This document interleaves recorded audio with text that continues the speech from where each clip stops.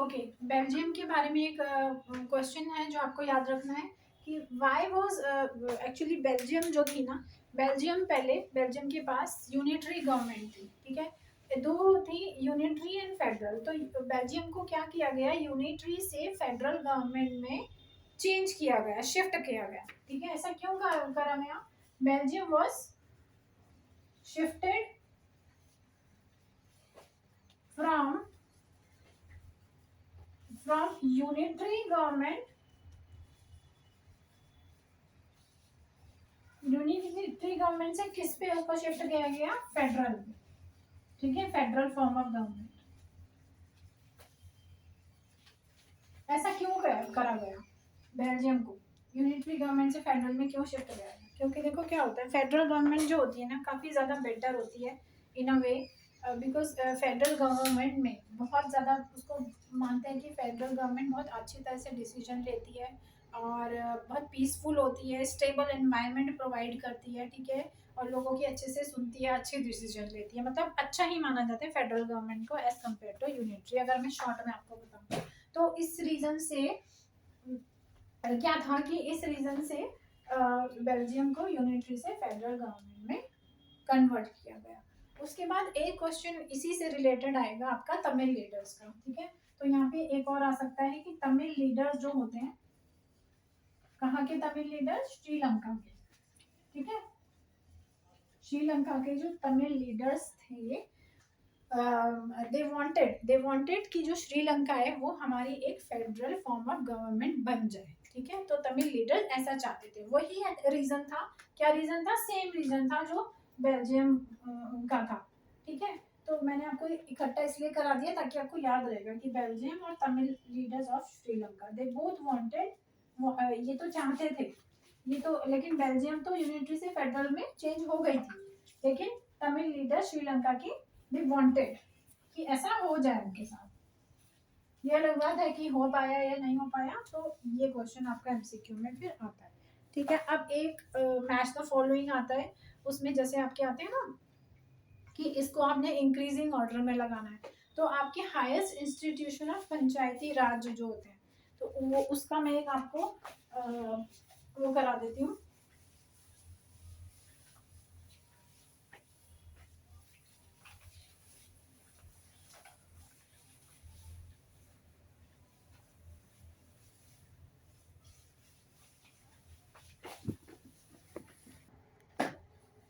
Okay students, next आपका question है, और जो जिस तरह से मैं आपको ऐसे एमसीक्यूज करा रही हूँ, तो एक टर्म होती है ना कि पेपर को आप फोड़ कर आना, तो जरूर पेपर आप फोड़ कर ही आना, ठीक है।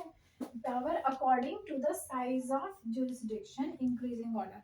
अब इनकी जो पावर्स हैं, जो इनको पावर मिली हुई है, वो इंक्रीजिंग ऑर्डर में मैंने लगाई है। देखो कैसे है इंक्रीजिंग ऑर्डर, देखो स्टेट गवर्नमेंट आ जाएगा पहले, फिर जिला परिषद, फिर पंचायत समिति और फिर ग्राम पंचायत। तो इनकी पावर्स हैं ये डिस्ट्रीब्यूटेड कि सबसे ज्यादा पावर किसके पास होती है, तो स्टेट गवर्नमेंट, फिर जिला पंचायत समिति और फिर ग्राम पंचायत। तो ये सीक्वेंस आपको याद रखना है, क्योंकि वहाँ पे एमसीक्यूज में आपको ऐसे मैच द फॉलोइंग या फिर ऐसे सीक्वेंस मिलेगा, उसमें से पूछा जाएगा कि which one is the right sequence in increasing order. Decreasing पूछेंगे तो आप ऐसे उल्टा कर देना, ठीक है। This is in increasing order, okay. तो यहाँ पे ये वाला आपका क्वेश्चन हो गया, ओके। इसको आप ऐसे भी याद रख सकते हो, देखो मैंने शॉर्ट फॉर्म बनाया था जी पी जेड और एस, ठीक है। ग्राम पंचायत, पंचायत समिति, जिला परिषद, और एस से हो गया आपका स्टेट गवर्नमेंट। तो ये आपका जी पी एस जेड ऐसे भी याद कर सकते हो इंक्रीजिंग ऑर्डर में, alright, okay. Let's do the next question now. Next question is, आपसे पूछा जाएगा कि कितने परसेंट, ठीक है, कितने परसेंट,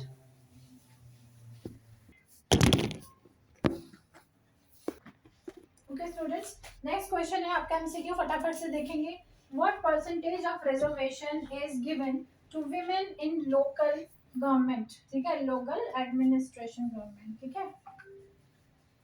तो ये पूछ रहे हैं कि कितने परसेंटेज रिजर्वेशन मिला था वेमेन को। Can you answer this, can you right in the comment box. चलो अब तो मैं अभी लाइव नहीं हूँ, एक लाइव सेशन भी आप लोगों के साथ करेंगे, या तो मैथ्स का करेंगे ट्राई, ठीक है। अगर आप चाहते हो कि मैं लाइव सेशन आपके साथ करूँ तो प्लीज कमेंट में आप मुझे मेंशन कर देंगे, ठीक है। यहाँ पे है 33%, ये आपको याद रखना है, ठीक है। You have to remember this. Women को कितना मिला था? 33%। तो यहाँ पे विमेन को 33%। तो ये एमसीक्यू जरूर याद रखना है। इसके बाद आपके कुछ क्वेश्चन आएंगे। आपके दो तरह की इसमें डिवीजन हुआ था, ठीक है, स्टेट्स बनी थी जब। तो कमिंग टुगेदर फेडरेशन था एक, आपकी टेक्स्ट बुक्स में दिया हुआ है, और एक था होल्डिंग टुगेदर नेशंस। तो दो तरह की फेडरेशन थी। तो ये दोनों फेडरेशन में आपको कंट्री जरूर याद रखनी है, कौन कौन सी कंट्रीज थी। एंड आई थिंक ये आपको याद भी होगा, बट लेट मी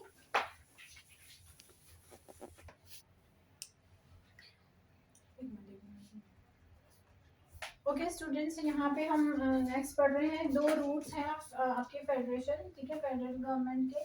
तो यहाँ पे सबसे पहला है coming together federalism. Coming together federalism का मतलब है, देखो आपकी बुक में लिखा हुआ है पेज नंबर 15 पर, इट्स मेंशन क्लियरली। एंड अगर आप एनसीईआरटी पूरी पढ़ के जाएंगे एक एक वर्ड, आपका सारा एनसीईआरटी में से ही एमसीक्यूज आएंगे और कहीं से नहीं आएंगे। आपने एक लाइन भी अगर इसमें छोड़ दी तो उसी में से क्वेश्चन आ जाएगा बेटा। तो देखो क्या लिखा है इसमें, two kinds of routes through which federation has been formed, और यहाँ पे है independent states coming together on their own to form a bigger unit, ठीक है। जो इंडिपेंडेंट स्टेट्स थी, जैसे आपकी ये यूएसए, स्विट्जरलैंड एंड ऑस्ट्रेलिया, ये अब इकट्ठी बहुत सारी स्टेट्स थी ऐसी इंडिपेंडेंट स्टेट्स जो मिलकर एक बड़ी कंट्री बन गई, ठीक है। तो छोटी छोटी जितनी भी स्टेट्स थी इंडिपेंडेंट, वो सब एक साथ आ गई, दे केम टुगेदर। तो नाम इसका है कमिंग टुगेदर। तो बहुत सारी जब एक साथ आ गई, मिल गई, तो उन्होंने एक बड़ा यूनिट फॉर्म कर लिया। यूनिट यानी ये कंट्री फॉर्म कर ली, यूएसए, स्विट्जरलैंड, ऑस्ट्रेलिया। तो आप देख सकते हो कि यूएसए में कितनी सारी छोटी छोटी इंडिपेंडेंट अपनी स्टेट्स हैं, ठीक है। तो इसमें आप जरूर याद रखेंगे, ये क्वेश्चन सीधे सीधे आता है कि कमिंग टुगेदर में कौन कौन सी तीन होती है, USA, Switzerland and Australia. Okay, second one थी आपकी होल्डिंग टुगेदर फेडरेशन। अब होल्डिंग टुगेदर फेडरेशन में देखो लिखा है क्या होता है इसमें। इसमें जो हमारी एक है, जैसे सपोज इंडिया है, इंडिया में बहुत सारी स्टेट्स है ना, छोटी छोटी, है ना, जैसे आपकी दिल्ली है, नागालैंड है, झारखंड, तो बहुत सारी स्टेट्स हैं। तो स्टेट्स जो है मिलाकर आपकी एक इंडिया बनी हुई है। तो एक जो आपकी पावर है वो डिफरेंट डिफरेंट स्टेट्स में डिवाइडेड है। The power is actually divided. तो इंडिया एक ऐसी कंट्री है जिसमें होल्डिंग टुगेदर फेडरलिज्म वर्क करता है, ऑलराइट। तो इंडिया की तरह हमारे पास दो और है, स्पेन एंड बेल्जियम। तो आपको ये याद रखना है। इसका मैंने बच्चों को ऐसे कराया था, SIB, सिब, ठीक है। SIB, Spain, India and Belgium, that is सिब। सिब किस में आ जाएगा, होल्डिंग टुगेदर में। और यूएसए, यूएसए का आप बना सकते हो SUA, सुआ, ठीक है। इट लुक्स फनी बट आपको याद करने के लिए ये सही रहेगा, ओके। तो ऐसे आप याद कर लोगे, ये कमिंग टुगेदर में हो जाएगा, alright. So move on to next question. Okay.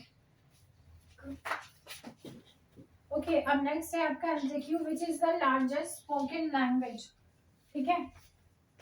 कौन सी है बता सकते हो आप क्या? Which is the largest spoken language in India? No. Okay.